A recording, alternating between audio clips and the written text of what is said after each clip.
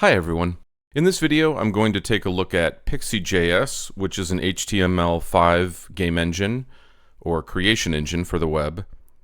And some of the features it has are WebGL and WebGPU renderers, performance and speed, asset loader, mouse and multi-touch support, SVG drawing, textures masking.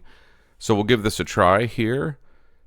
What makes PixiJS special? At its core, it simplifies the complexities of rendering by providing a robust scene graph to manage and render objects in a hierarchical structure, supports click and touch interactions, enabling developers to create fully interactive applications, good performance, and ability to integrate with technologies such as Tauri and Electron. I'm actually not familiar with Tauri. I've heard of Electron. So it looks like you can extend its reach beyond the browser to mobile and desktop applications. It says, who is PixiJS for? It's to build browser-based games with rich graphics and animations, create interactive web applications, cross-platform tools, visualize data, and enhance web content. So I'm wondering if this is mostly around graphics or if it has some audio features. We'll see once we get into it. So I'll click on Quick Start. I can go to the PixiJS playground, or I can create a new project if I am familiar with command lines, which I am depending on the command line. So it uses Node and NPM. But before I go the NPM route, let's try the playground. So when I click on the playground, I've got some spinning bunnies. Yeah, we'll go with that. And some code over here for creating a new application, initializing it with a background color, and then resizing it to the window. See what happens if I don't provide that. Okay, and it automatically reloads the preview here once I make a change, which is cool. Looks like you can also maybe explicitly do that, or actually open the browser console as well. So, append the application canvas to the document body, create and add a container to the stage. I'm not sure we've defined stage yet, so we'll think about what that means. And then we load the, okay, they were bunnies after all. So we're loading in textures. And once we load in a texture, it looks like we can create a sprite from that texture, and then that sprite will be positioned and become a child of the container, which is a child of the stage. Okay, make the container, or move the container to the center.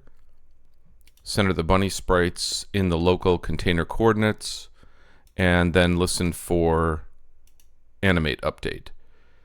So this is the update loop, like we've seen in other game engines. So we're just continuously rotating during that update loop. And I'm gonna wonder about movement and input. And I'm thinking that because we're using JavaScript, we may or may not need to specifically check in here, but let's find out when we go to the tutorials or examples. In the tutorial section, you have 4 different tutorials here to choose from. Looks like we might have used the getting started one in the playground. Under examples, we have looks like some options here for animated sprites, app assets, containers, and things of that nature. Let's go and look at a few of these. Let's try out this example here for sprite sheets. So we've got this spinning sprite here, and we have created an application like before, and we've initialized it like before, and also appended the application canvas to the document body. Now we're loading an animation sprite sheet from this JSON file. So if I actually look at that one, it seems that we are referencing several different PNG files. And there's some metadata down here. And once we load that, we can create an array of frames. And we do that by pushing a texture that we create from this sequence file name. And here it says it magically works since the sprite sheet was loaded with the Pixie loader. So there is magic involved. And I'm guessing because we loaded this, there is a reference to this texture somewhere in this within Pixie, so we can use the from method here. And after we've created all the frames, we can create an animated sprite from those frames. And that sprite will have a speed. So let's change that. It's going faster. Very fast. And let's change the anchor. Just, okay, at a different location there. And we add the child to the stage. And if we hover over this, it says the root display container for your application. All visual elements should be added to this container or its children. Example, create a sprite and add it to the stage. Create a container for grouping objects, and then also add it to the stage. And after that, we perform some animation here via the rotation. Okay. A little hard to look at.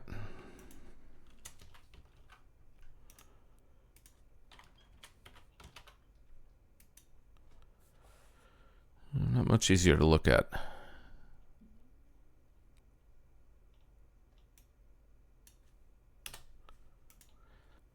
Now I'm kind of interested in applying some input to a sprite, and let me see if I can do a little research on how to accomplish that.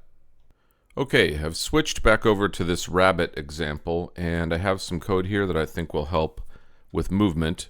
First I'm going to stop this rabbit from rotating, and then I'll go ahead and add this code that adds event listeners for various keys. So for instance, I might want to use WASD, and so what I will do is set that up and add an event listener for key down and key up, and then essentially set the lowercase value of WASD to true or false based on that event. And you may want a more extensible system if you're working on a game where you want configurable keys, for instance. And then within this ticker function here, actually let me add this speed constant, and then within the ticker function, we're going to check to see if the keys are down, and then we'll modify the player's X and Y position based on that. And something went wrong. Oh yeah, we've got nothing called player. So we actually want to change the bunny, is what it's called. Okay, let's try that. Okay, oop, something went wrong. Player, I still have a player here? That's interesting. So let's reload explicitly with the preview. Let's show both. It's a little bit strange because I have an error.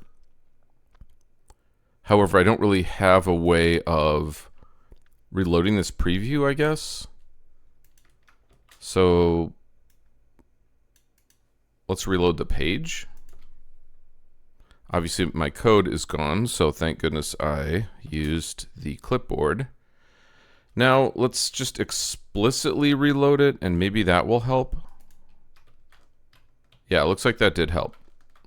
Okay, so I can move my character around, and yeah, that's about it for PixiJS for this video. My observations here are that this is a nice sandbox, but I would like to try the NPM version. I did notice that there's an option for some sort of an add-on for the dev tools, and this browser extension should allow you to see the full hierarchy of objects, which is nice and akin to Unity's scene graph or any game engine that has a hierarchical view. So I think this might be essential to work with, or at least very helpful. We also didn't delve into audio at all, so I'm not sure if you need to roll your own web audio stuff or if there's a plugin somewhere. So that might be something to try in the future. Otherwise, thanks for joining me, and have a great day.